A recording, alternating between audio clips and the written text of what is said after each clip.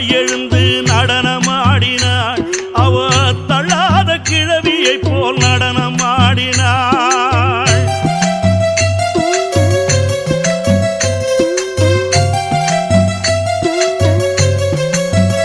அங்காளி பாவாடராயரோடு பாம்பு உருதான் எழுந்து புற்றின் மேல் எழுந்து நடனமாடினாள். பூங்காவனத்தினிலே நடனமாடினாள்.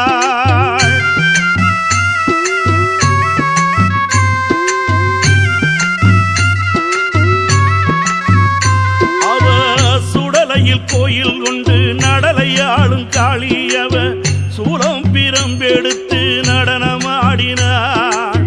கபாலம் பிரம்பெடுத்து நடனம்